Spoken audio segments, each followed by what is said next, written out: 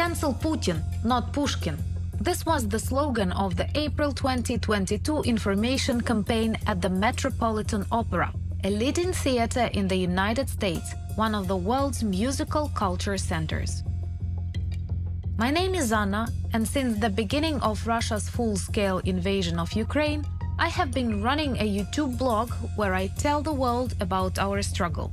I am constantly amazed at how Russian culture manages to be an omnipresent soft power that justifies Russia's aggressive policy.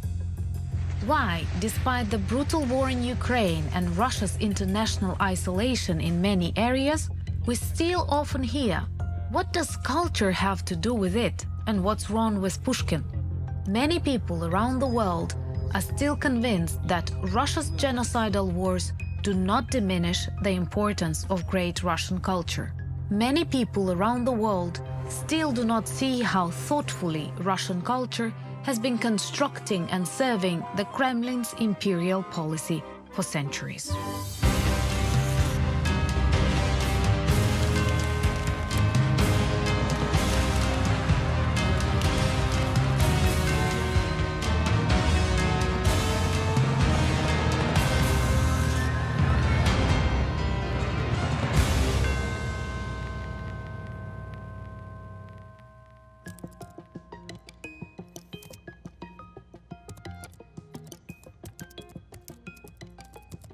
Great Russian literature.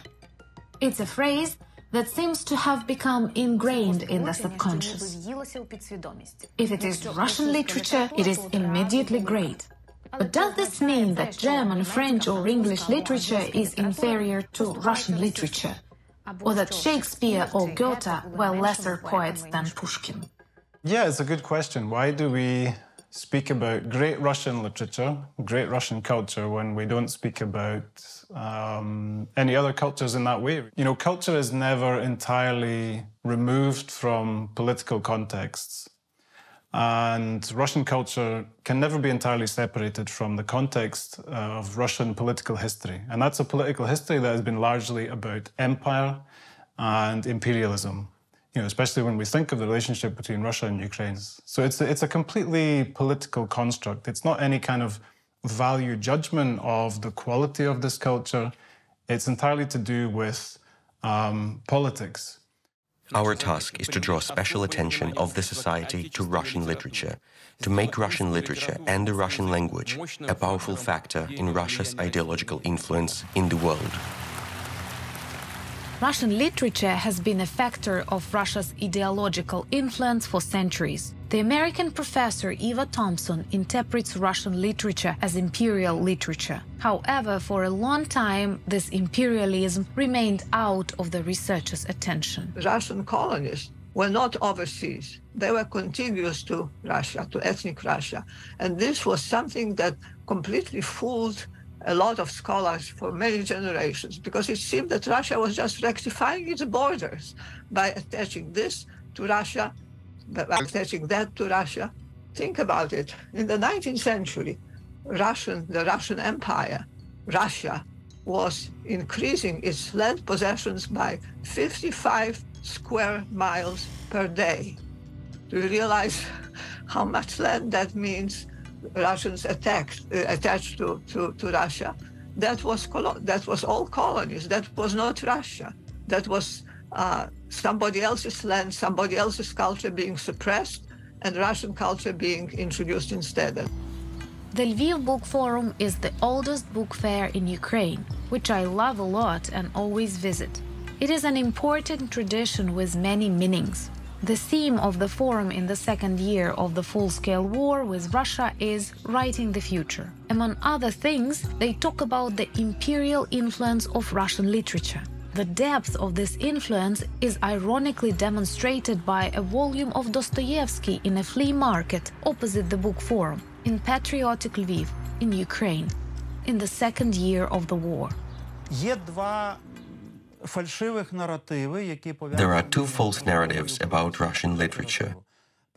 The first narrative is that it is very ancient, In fact, it is not ancient at all. Russian literature emerged when St. Petersburg appeared in the 18th century.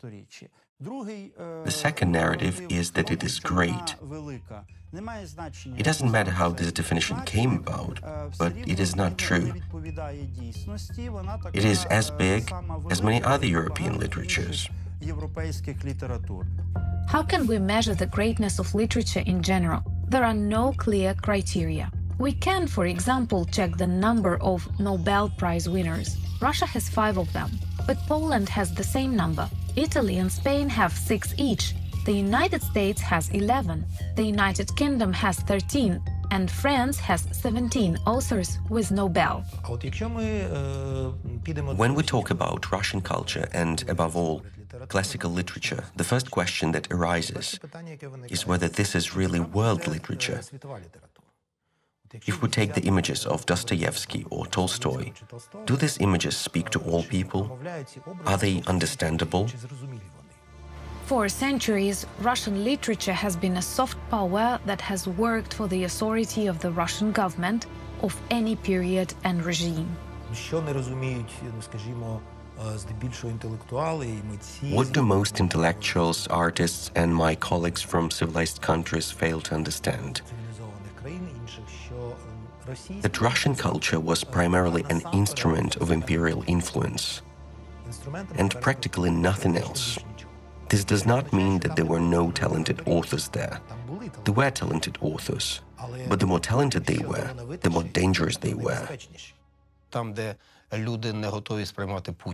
When people are not ready to accept Putin, not ready to accept the Kremlin, not ready to accept Russian official policy, they are still likely to open up when it comes to Dostoevsky, Tchaikovsky, Chekhov, Tolstoy, or other components of the Russian humanist tradition. Because it disarms, it works on the level of stereotypes, it works on the level of long-established narratives that are built into the firmware. Russian literature began to be turned into a cult in the late 19th century, and the Soviet Union consolidated and actively promoted this myth of greatness using political methods. Russian literature was introduced around the world for a very long time and very persistently. It was actively translated, actively promoted. This has always been driven by a state cultural policy, whether it was the Russian Empire, the Soviet Empire, or the Russian Federation. Departments of Russian studies, thousands of translators who were funded and supported, grants, scholarships, programs, seminars. It all worked, and it is still working. It is naive to think that Chekhov has translations into 100 languages because he's so brilliant. Behind this was a very powerful state that understood the importance of Chekhov as an argument. That's why when it comes to the abolition of Russian culture, Russians, and not only them, get hysterical. Cancel Russia is called Russophobia. Countries that support the revision of Russian culture are traditionally accused of Nazism by Russians. The notorious culture of cancellation has turned into the cancellation of culture. Tchaikovsky, Shostakovich, and Rachmaninoff are being removed from concert posters. Russian writers and their books are being banned. The last time such a massive campaign to destroy unwanted literature was carried out almost 90 years ago by the Nazis in Germany. The typical behavior of Russian propagandists is to accuse others of what they do. Under the pretext of the so-called denazification, Russians are demonstratively burning books on the history of Ukraine. Even the British ambassador to Ukraine, Melinda Simmons, could not resist publishing one of the photos of such destruction of Ukrainian books.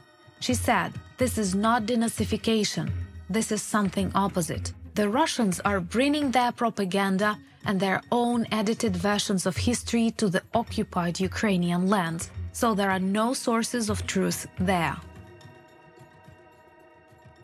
Propaganda always becomes most effective when censorship destroys all dissent. This formula works perfectly well with literature. Russian writers, unlike Ukrainian or writers from other occupied by the empire countries, have always held a winning position. Russian literature was the most supported and funded in the Soviet Union. Russian writers had much larger circulations than even the best authors from other republics. In Soviet times, the government controlled absolutely all writers, and those who did not fit in were repressed, destroyed, or silenced in some other way. I met my favorite writer on a train. After taking off my cap and coat and putting my backpack on the shelf, I appeared to be a healthy guy of about 32, with a tanned face and a pipe in my mouth. I was dressed in grey pants and a green jumper. In my left hand, I was holding a cheese sandwich, just in case. Bright and talented Mike Johansson, the author of talented poems, non-trivial texts, and unexpected answers about himself. Why do you write in Ukrainian? Because I don't live in Ireland, and I don't live in Tambov. An intellectual with whom all the Kharkiv Bohemians fell in love. He could easily take a week-long trip to Dagestan, or take a naked picture in the pose of an ancient sculpture, or play a set of tennis. Why are you laughing? Well, let the stupid cowards and hypocrites cry. Johansson was arrested as a member of a Ukrainian national patriotic organization. When are you going to die? The day before they burn me. On the 26th of October 1937, Johansson was sentenced to death. The next day, on the 27th of October, he was shot. Він такий авангардовий, і він надзвичайно He was so avant-garde, extremely lively and intellectual. інтелектуальний. В нього справді Johansson had a very mature and original vision of literature. оригінальне бачення літератури. Johansson. These are people who could have created many more masterpieces. But what can we do? We didn't learn about Johansson at school. He was not part of the school curriculum in independent Ukraine for a long time. There were hundreds of Ukrainian writers executed like Johansson. While in the early 1930s, more than 250 writers published their works in Ukraine, a few years later, there were only 40. All the other talented writers were repressed, shot, exiled to camps, disappeared, or committed suicide. Our executed Renaissance. Those writers were simply arrested, repressed, even murdered in the 1930s just for being Ukrainian writers, essentially, because the choice of the Ukrainian language, of Ukrainian culture, factor is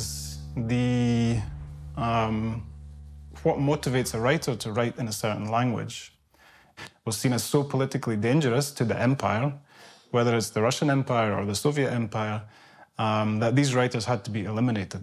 Good literature in the USSR is the one which corresponds to the policies of the ruling party and explains the Soviet logic of the universe. In order to include a writer in the Soviet canon, one had to find a social theme in his or her work and reject all other themes. That is, they were such dissected classics. This is an indirect influence of propaganda to show all Ukrainian classical authors as suffering Bolsheviks, fighters for a better life, proto-communists. But who are the Russian classical authors? Noblemen, mostly noble personalities. They represent high nobility in contrast to the sons of peasants in Ukraine. And of course, everyone wants to be a city dweller, not a peasant. That's why we still have love for Pushkin studies and Russian classics in Ukraine.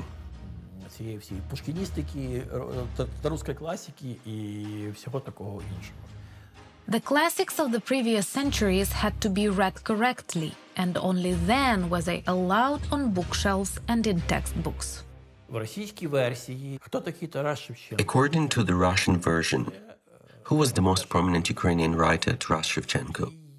He was almost the first communist, a serf who fought against the masters with every line he wrote. And no one talks about the fact that he was an aristocrat, a fashionista, loved by women, a popular portraitist, and a trendsetter in St. Petersburg. A Soviet person received a list of authorized books and how they should be read. Almost every book, and not only fiction, came with specific instructions, criticism, how it should be understood and what the author wanted to say.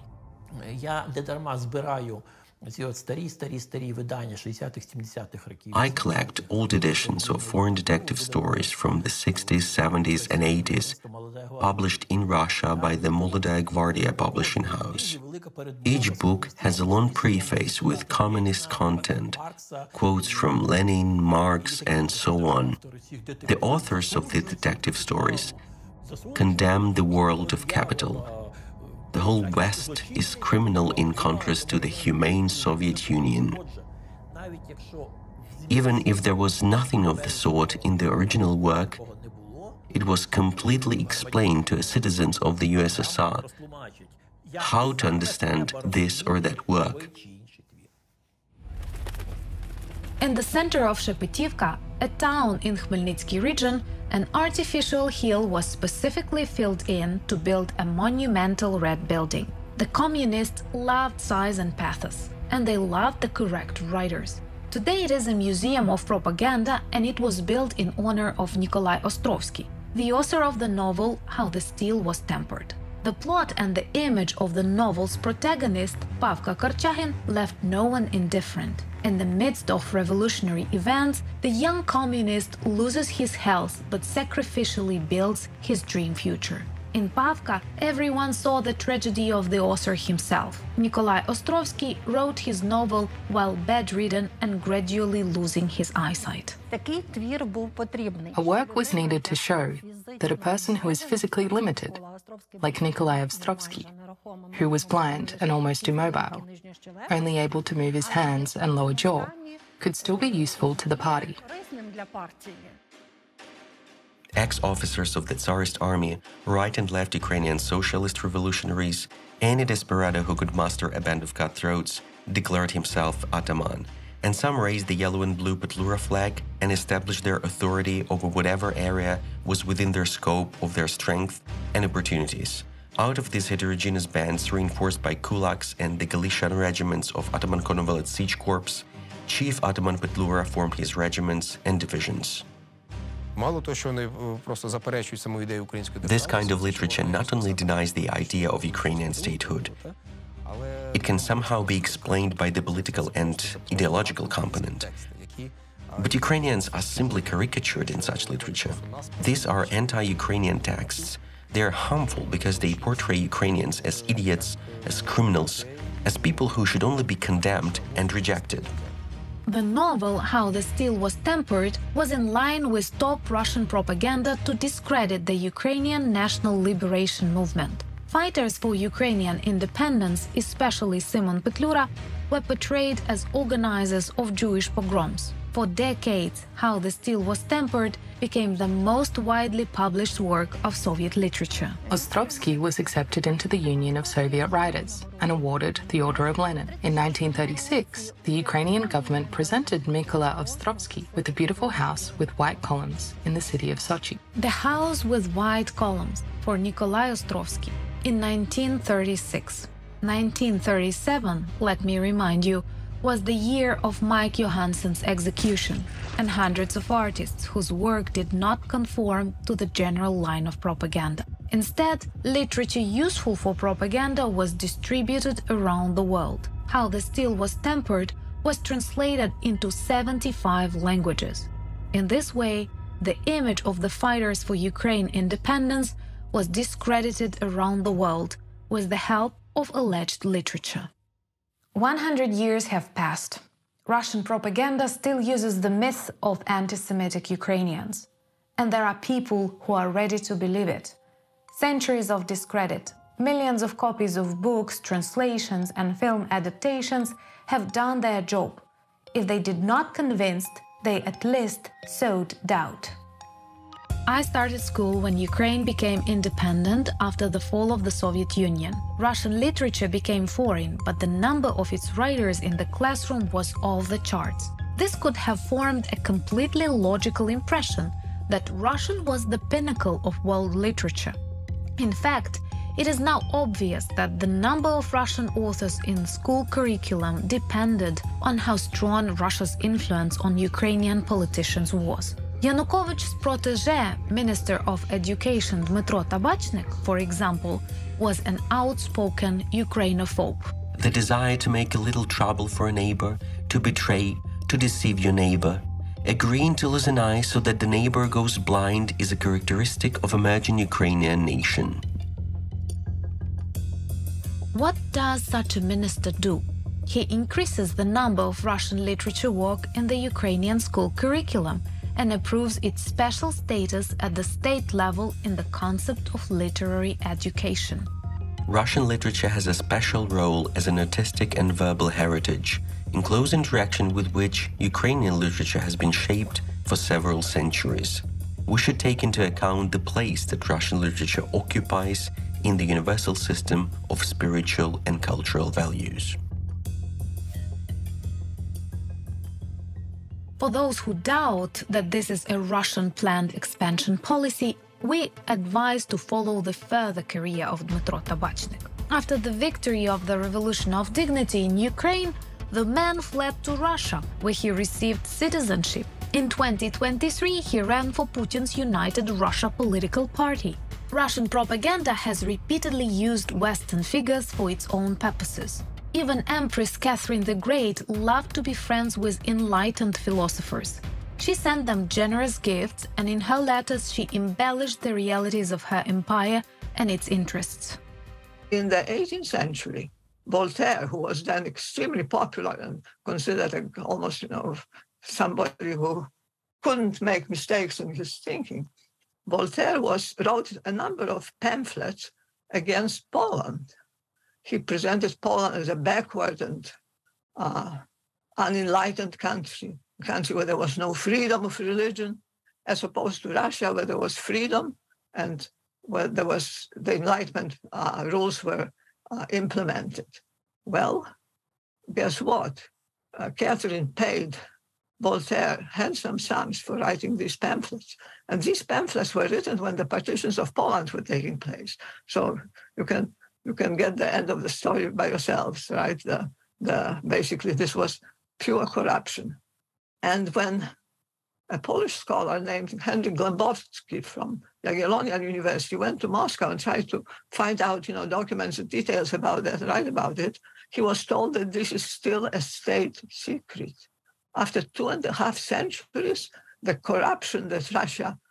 Modern moral authorities can also play on the field of Russian propaganda.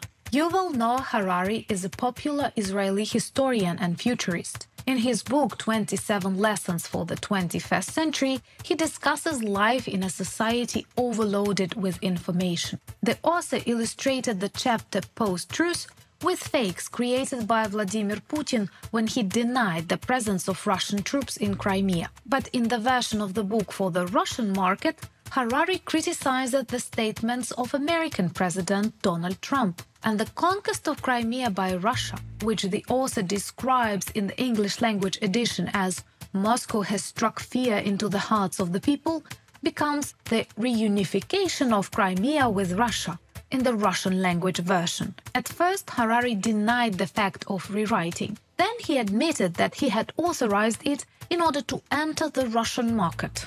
One option was to change my description so that it corresponded more closely to the official Russian version of the events, that I flatly refused to do. Another option was to give up the opportunity to reach readers in Russia. A third option was to change the example to a less sensitive one, and this is the option I chose.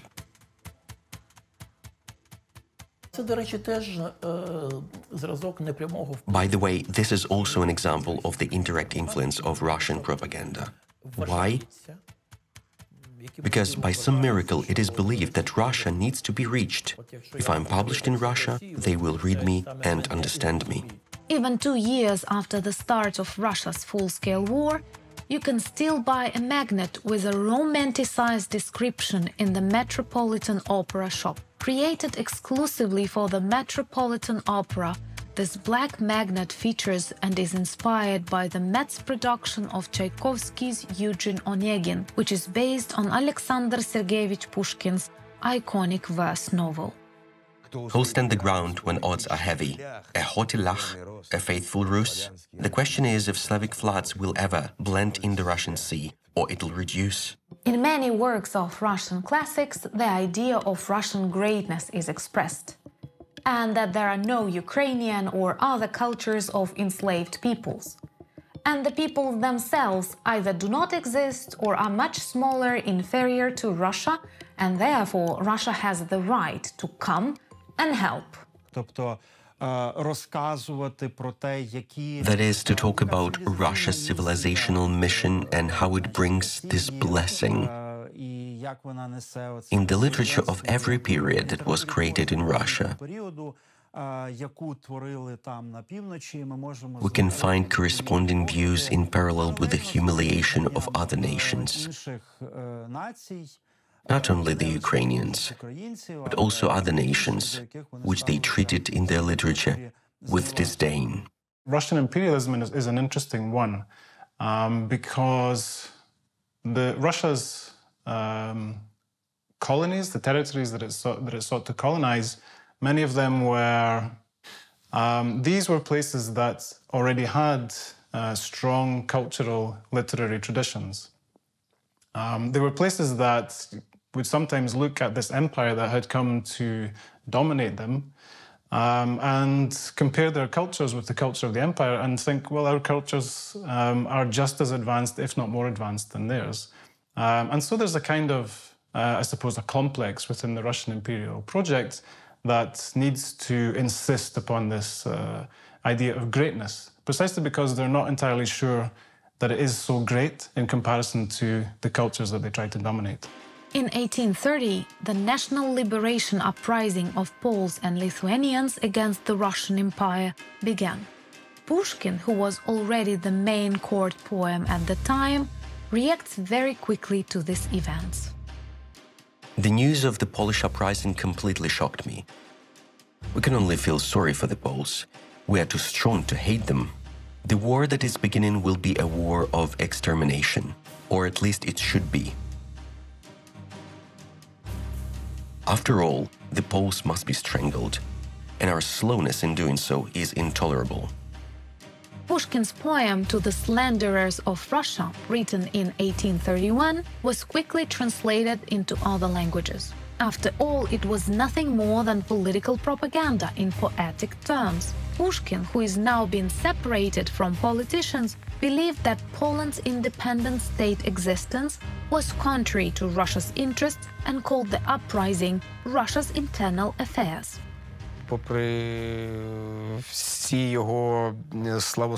Despite all his praise for the emperor and the empire, some readers still perceive him as a democratic poet and a singer of freedom. Why on earth? How can he be a poet of freedom when he is a poet of the empire? An empire that simply destroyed the population, exterminated all dissidents, in particular, the friends of Pushkin. In general, Pushkin was very skeptical about the cultural rights of people enslaved by the Russian Empire. "Submit, Caucasus, Yermolov is coming," the poet wrote. His life fell during Russia's active military campaign in the Caucasus. Pushkin was the glorifier of Russia's war of aggression in his time. The campaign of Russian General Yermolov in the Caucasus, beginning in 1816, was brutal and devastating. The imperial army under Yermolov's leadership organized a genocide of indigenous peoples. And I will remember the glorious time when, hearing the bloody battle, our double-headed eagle flew to the troubled Caucasus. Pushkin's poem Poltava depicted a sharply negative image of the Ukrainian hetman Ivan Mazepa, who rebelled against the Russian Tsar Peter the Great. But it's time for Ukraine to be an independent state, and I raise the banner of bloody liberty against Peter. a Ukrainian hetman who wants the independence of Ukrainian state. This entails the greatest sins for the imperial world. The Russian Orthodox Church has anathemized Mazepa since 1708 until today. So for Pushkin, it was quite logical that Mazepa was an evil old man, a bold predator, a destroyer, or a secretive hetman. For me today, Pushkin has split into two completely different poets. One is a salon poet, very skillful. No one is saying that he is not skillful. He is a masterful poet. But does this poetry speak to me today? No. It gives me nothing but a set of beautiful phrases. And the other Pushkin is a xenophobe, an imperialist. He hates the Caucasus, he hates Ukrainians. And this is what the map of places with monuments to Pushkin looks like. It's striking how many of them were erected in the Caucasus, whose oppression he glorified, and how many are in Ukraine. This is propaganda, influencing the collective consciousness through presence in the public space.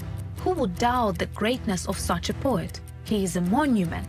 This is a special mission of Pushkin and other imperialists. The Russian authorities actively used the renaming of streets in every town and village as a way to demonstrate their influence over the colonies. The world should not interfere here. This is our internal problem, and we will solve it quickly here. The Russians have the right to occupy us, to occupy our cities, because they are their cities. Because in each of the cities there is a monument to Pushkin. Why is it there? Because this is a Russian territory. Kherson is Russian, Kiev is Russian, Lviv is Russian. Because there are monuments to Pushkin there, and there are Russian books in the libraries. Part of the population still speaks Russian and watches Russian television, which is a very clever trap. Forget it, this is Slavic beef among their kindred. Domestic ancient squabble fate has long since figured. A puzzle you don't have whatever chance to read.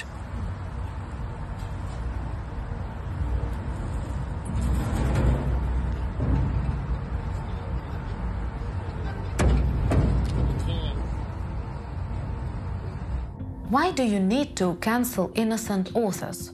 They died long ago and did not live in our time. This is one of the arguments in defense of the Russian classics. It's simple, their ideas still work. All the wars of modern Russia, in Chechnya, Georgia, Ukraine, still find their spiritual basis in the works of Russian classics. Glorification of the war in the Caucasus, for example, was later repeated during the Chechen wars, because this is history. We are constantly at war with them. This is seen as normal, even admirable. Pushkin himself wrote about this. The Russians, the ones who are at the top of the state today, and the millions who support them, and those who, having come as soldiers to a foreign land, commit inhuman crimes, were all shaped by this culture. This lays solid foundations for our archetypes and for our psychological assessment of what is happening now, because we are used to it. It has always been like this. Later, this transforms into the idea that we need to liberate places. As the propagandist Solovyov says, we need to liberate Odessa, we need to liberate Kharkiv. What else can we do? We have to liberate them. It turns out that great Russian literature shapes a worldview in which the murder of millions of people can be explained or justified. Dostoevsky is several desperately bold steps ahead of his time. You follow him dizzy, fearful, disbelieving, but you follow him anyway. He does not let go. You can't help but follow him. This is what Joseph Goebbels, one of the ideologues of Nazism and the father of propaganda, said about Russian classic. He repeatedly mentioned Dostoevsky in his diaries as an author who greatly influenced the formation of his worldview. What is Dostoevsky? Dostoevsky is what I call the enjoyment of one's own degradation. This is Dostoevsky's line. It is threatening because usually the world reads only the top layer, about some mysterious Russian soul. But it's not really a mysterious Russian soul that's hidden behind this, but rather a mysterious Russian degradation. And this is intoxication, fascination with the process of one's own degradation. These are just two of the many quotes from the Russian genius Dostoevsky. War refreshes people. Humanity develops the most on the battlefield. International war brings only benefit from every point of view, and therefore is absolutely necessary. Until the 19th century, Russia was completely unknown to Western Europe. Most people learned about the mysterious great country in the East from literature, mistaking the fictional image for the real Russia. If you look at War and Peace, you start War and Peace, you see a party being held in St. Petersburg.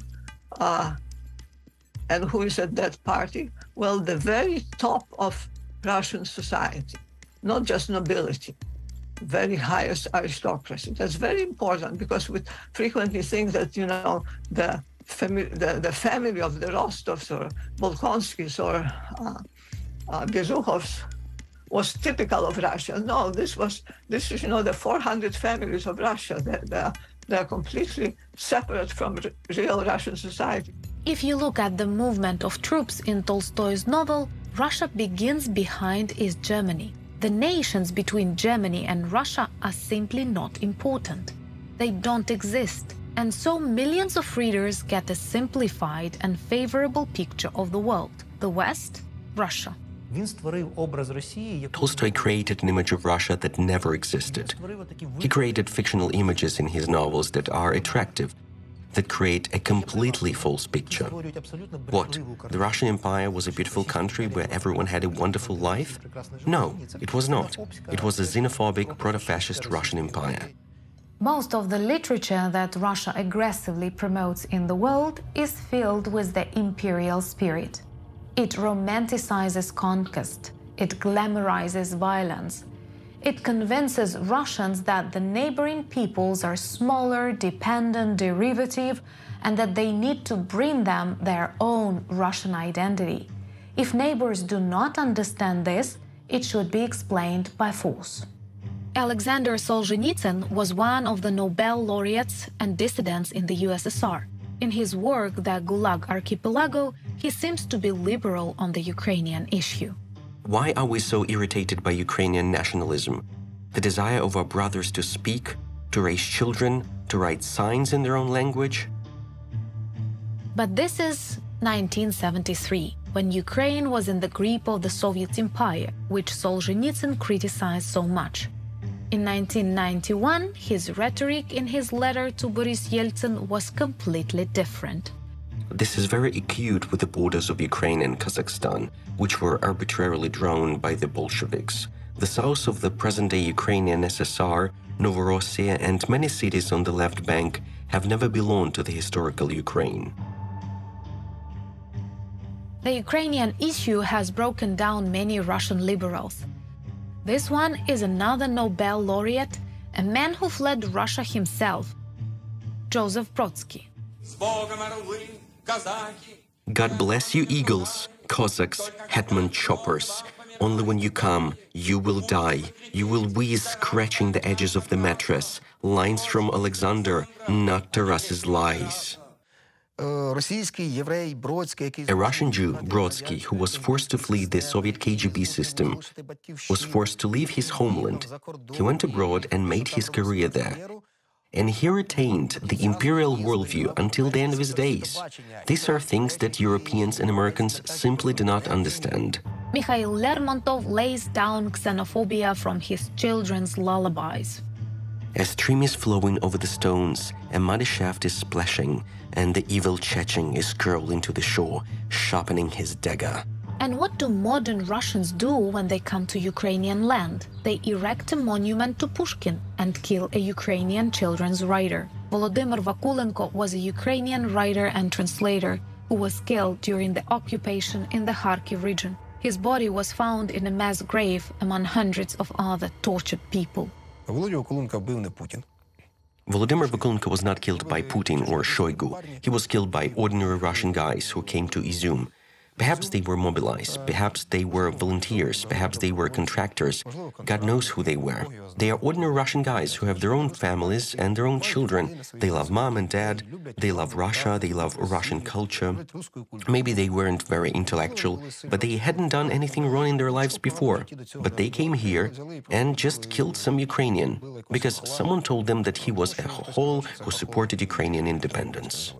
In the cities of the occupied Kherson region, regional branches of the United Russia Party put up banners with quotes from classics about the Russian language. Russian writers are always at the service of propaganda. We saw when the theater in Mariupol was bombed, we saw that the Russian authorities came and put up giant billboards around the destroyed theater with the pictures of great Russian writers. We've seen truckloads of Russian literature being shipped into the occupied territories.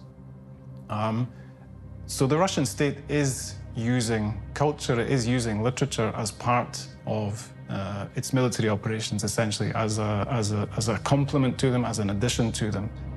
This is what it looked like. The Russian writers Pushkin and Tolstoy are covering the Mariupol theater, which was blown up